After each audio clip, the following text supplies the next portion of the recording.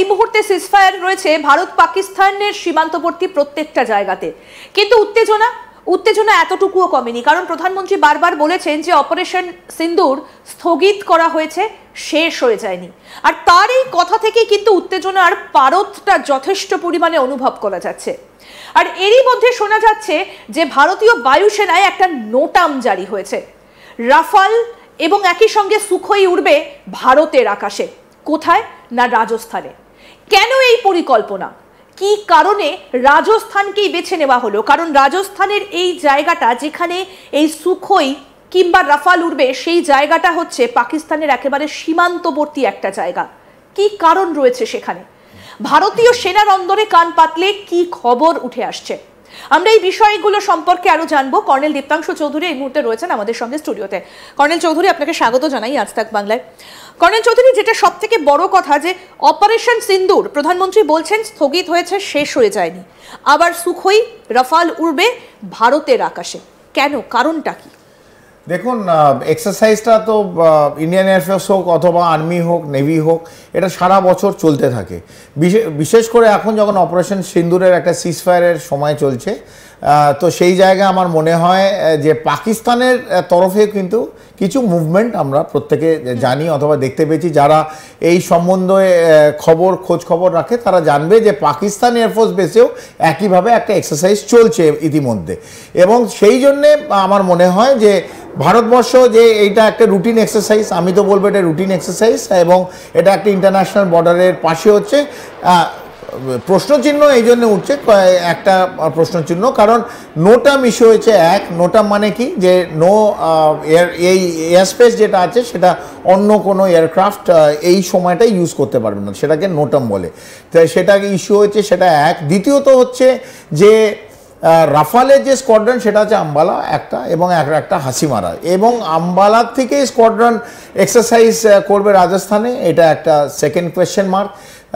Third, Sukhoi আছে, জাগুয়ারও আছে। এই তিনটে যে বিভিন্ন এয়ারক্রাফট, তাদের মধ্যে যে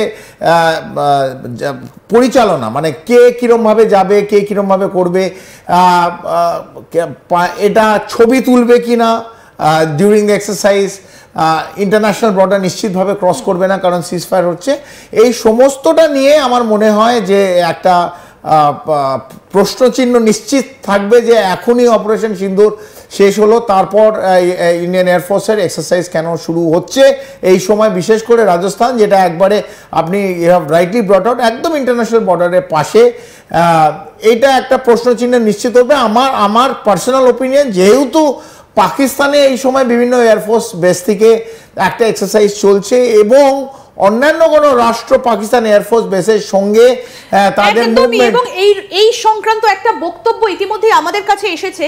এই যে পাকিস্তানের নূর খান এয়ারবেস, এটা আসলে কাদের? আমি আপনার কাছ থেকে সেটা জানবো, তবে তার আগে পাকিস্তানের একজন সাংবাদিক তিনি কি বলছেন এই নূর খান এয়ারবেস নিয়ে, আসুন আগে আপনাদের শোনাই।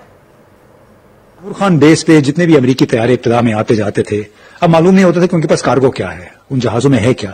वो पाबंद थे इस बात के कि जो भी चीज वो लेके आएंगे वजारत खारजा को और वजारत दिफा को वो जरूर मुत्तले करेंगे कि इसमें है क्या। लेकिन जनाब वो ये समझ बैठे थे कि शायद नूर खान बेस उन्हीं का हो गया है, मुकम्मल तौर पर उनकी निगरानी में है। और यही वजह थी कि एक मरतबा एक हमारे एयरफोर्स के अफसरान ने कुछ पूछने की कोशिश की वहां पे जो अमेरिकी मरीन थे, जब सामान जहाजों से उतर रहा था तो उनको कुछ शक हुआ। जब शक हुआ तो उन्होंने पूछा कि है क्या, तो उसने कहा कि सॉरी हम आपको ये नहीं बता सकते, तो हमारा अमेरिका का सामान है।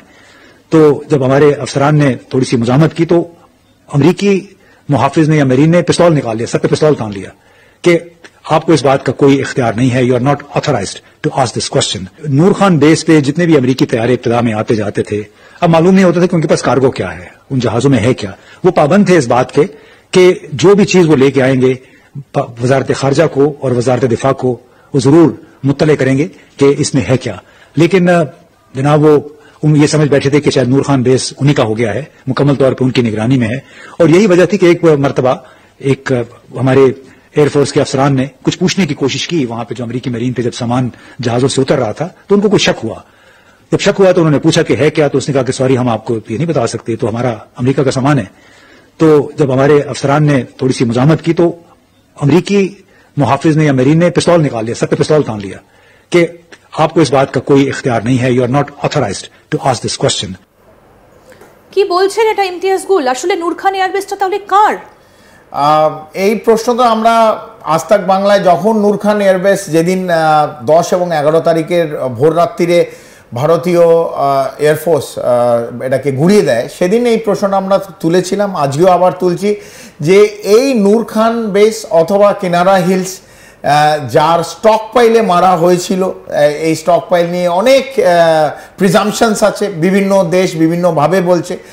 বিশেষ করে নূর খান এয়ারবেস, এই যে স্টক পাইল অথবা নূর খান এয়ারবেস কাদের কন্ট্রোলে? আমরা একটু আগে আমি যেটা বললাম যে একটা রাষ্ট্র বিভিন্নভাবে পাকিস্তানকে ইউজ করছে এবং পাকিস্তানের এয়ারফোর্স বেস বলুন, স্টক পাইল বলুন, কাদের ওই স্টক পাইলে কী আছে এবং কাদের অ্যামিনেশন ওখানে রাখা আছে, এটা একটা বড় প্রশ্নচিহ্ন। আমি নিশ্চিতভাবে ক্যামেরার সামনে এগুলো আমাদের বলা উচিত নয়, কারণ এটা অনেক রাষ্ট্র এর মধ্যে ইনভলভ আছে। কিন্তু যেহেতু পাকিস্তানের একজন সাংবাদিক এই প্রশ্নটা তুলে দিলেন, তাহলে আমাদের বলতে কোনো আপত্তি নেই। নিশ্চিতভাবে পাকিস্তানে নূর খান এয়ারবেসে মার্কিন যুক্তরাষ্ট্রর প্লেন কেন নামছে, তারপর উনি বললেন যে মেরিনস, দ্য মেরিনস ইজ জেনারেলি ফ্রম মার্কিন যুক্তরাষ্ট্র, যারা স্পেশাল ফোর্সেস হয় তারা পার্ট অফ মেরিনস, সেই মেরিনসও নেমেছে। এবং মার্কিন যুক্তরাষ্ট্রের মেরিনস কেন নূর খানের মতন একটা, এই কারণেই কি যখন নূর খানে ভারত অ্যাটাকটা করেছিল একেবারে রেডে করে উঠেছিলেন ডোনাল্ড ট্রাম্প? একবারে এটা মানে বলতে আজকে কোনো আপত্তি নেই যে নূর খানে যেদিন অ্যাটাক হয়েছিল অথবা কিনারা হিলসের ওপর যেদিন বাংকার বাস্টিং আমরা বম ফেললাম, সে স্পাইস 2000, সবাই যদি ভুলে গিয়ে থাকে এই কথাটা আমি তখনও বলেছিলাম, আমরা 2-3 বার এই আজ তাক বাংলায় প্রোগ্রাম করি। সবচেয়ে আগে যারা হই হই করে উঠেছিল সেটা হচ্ছে মার্কিন যুক্তরাষ্ট্র। তার আমরা রুবিয়ার কথা ভুলবো না, ভ্যান্সের কথা ভুলবো না, এবং মার্কিন যুক্তরাষ্ট্রের রাষ্ট্রপতি প্রেসিডেন্ট ট্রাম্প, সে আজ নিয়ে এত 12-15 বার বললো যে আমি যুদ্ধ থামিয়ে দিয়েছি।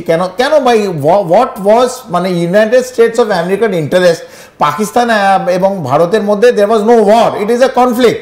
এবং ভারত বলেছিল যে আমরা যেখান থেকে এই জঙ্গি সংগঠনের চাষ হয় সেই জঙ্গি সংগঠনের চাষগুলো ভেঙে দিতে যাচ্ছি, পাকিস্তানকে বলে করা হয়েছিল। এবং কোন কোন জায়গাগুলো, মুরিদকে, ভাওয়ালপুর, এই জায়গাগুলো আমরা ভেঙেছি, হ্যাঁ এই জায়গাগুলো আমরা ভেঙেছি আমরা। এবং বিভিন্ন যে লঞ্চ প্যাড যেগুলো ছিল জঙ্গি লঞ্চ প্যাড, সেই জায়গাগুলো ভাঙা হয়েছে। সেই জায়গা থেকে মার্কিন যুক্তরাষ্ট্রর গায়ে এত ফোসকা পড়লো কেন, জ্বর উঠলো কেন? 12-15 বার মার্কিন যুক্তরাষ্ট্র প্রেসিডেন্টকে, ট্রাম্পকে বলতে হচ্ছে আমরা যুদ্ধ বন্ধ করেছি। প্রশ্ন আবার ক্যামেরার সামনে, নূর খান এয়ারবেস, নূর খান তো একটা নিউক্লিয়ার এয়ারবেস বলে পরিচিত। আমি বলতে চাই না, বাট নূর খান এয়ারবেসের কেন ইন্টারেস্ট মার্কিন যুক্তরাষ্ট্র, কেন ওদের প্লেন নামছে? এবং কিনারা হিলসে যখন বাংকার